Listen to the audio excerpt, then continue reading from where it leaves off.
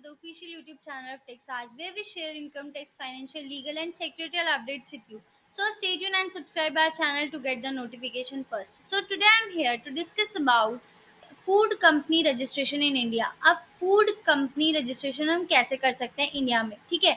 तो food company बना रहे हो, लेकिन बना तो क्या रहे हो, आपके ऊपर है वो क्या बनाएंगे। आप प्राइवेट लिमिटेड बनाओगे, ओपीसी बनाओगे, एलएलपी बनाना है, जो भी आपको बनाना है आप वो अपना कंपनी सेलेक्ट कर सकते हैं, ठीक है। आज हम यहाँ पे बात करने वाले हैं कि फूड कंपनी में प्राइवेट लिमिटेड कंपनी आप कैसे बनाएं, ठीक है। तो फूड कंपनी बनाने के लिए, प्राइवेट लिमिटेड कंपनी बनाने के लिए लिस्ट ऑफ डॉक्यूमेंट्स हमें क्या चाहिए, पहले हम वो देख लेते हैं। लिस्ट ऑफ डॉक्यूमेंट्स जैसे आप यहाँ देख सकते हैं कि लिस्ट ऑफ डॉक्यूमेंट्स यहाँ पर सारे ही मेंशन्ड है, ठीक है। Name of company, contact number and email ID of the stake holder. Stakeholders यानी कि कंपनी में जो भी डायरेक्टर या भी जो भी शेयर होल्डर बन रहा है उनकी क्या नेम है, कॉन्टैक्ट नंबर, ईमेल आईडी, ये सारी चीजें हमें चाहिए। डायरेक्टर आइडेंटिफिकेशन नंबर, अगर किसी डायरेक्टर का डिन नंबर यानी कि डायरेक्टर आइडेंटिफिकेशन उनके पास है तो वो चाहिए।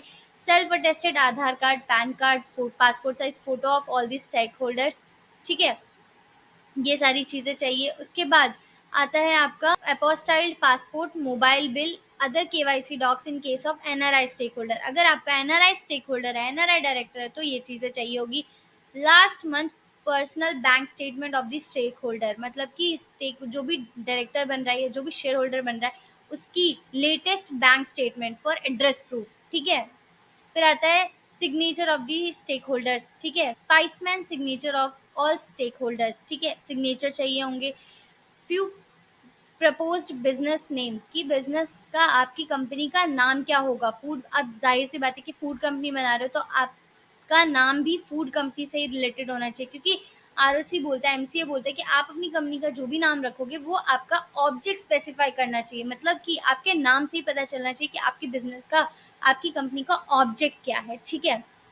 लेटेस्ट इलेक्ट्रिसिटी बिल हो, लैंडलाइन बिल हो फॉर रजिस्टर्ड ऑफिस एड्रेस, जहां पर भी आप अपनी कंपनी रजिस्टर कराना चाहते हो उसका electricity bill not older than 2 months, recent होना चाहिए, ठीक है। एनओसी चाहिए, NOC from the owner of the registered office, वहां उनसे एनओसी साइन कराना है, ठीक है।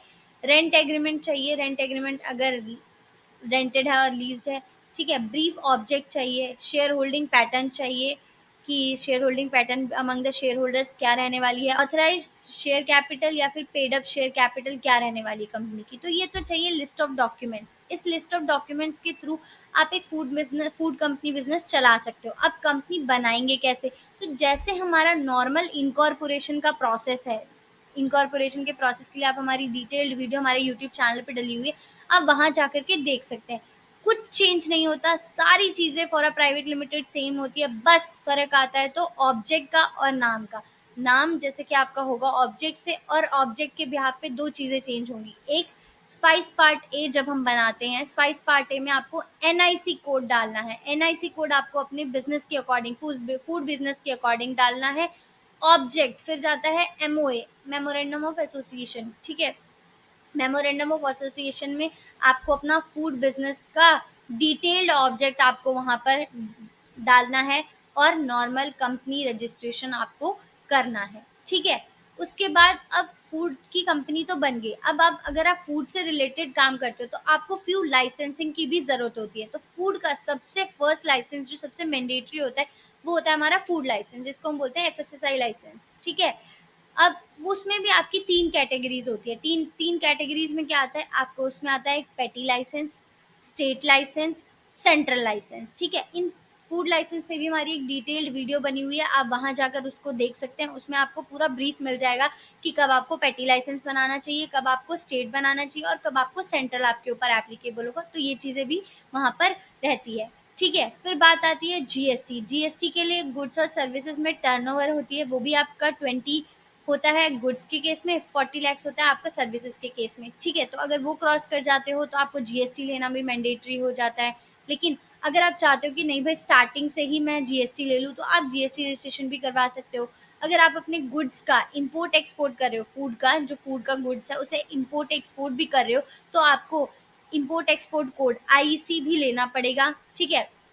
अब कई बार अगर आप अपना फूड को इंपोर्ट करो, एक्सपोर्ट करो, तो पोर्ट पे आपको एलएमपीसी सर्टिफिकेट भी माँगता है। इसके ऊपर भी हमारी डिटेल्ड वीडियो हमारे यूट्यूब चैनल पे डली हुई है, आप वहाँ जा कर के देख सकते हो, ठीक है? तो ये कुछ बेसिक लाइसेंसिंग है, जब आप अपनी फूड क कंपनी बनाते हो, तो आपको ये लाइसेंसिंग और ये डॉक्यूमेंट्स के साथ अपनी आप एक फूड बिज़नेस चला सकते हो, फूड कंपनी रजिस्ट्रेशन कर सकते हो, ठीक है? फूड का बिज़नेस हो, चाहे किसी भी चीज़ का बिज़नेस हो, बस फ़र्क आता है आपके डॉक्यूमेंटेशन पे, लाइसेंसिंग पे और आपके ऑब्जेक्ट पे।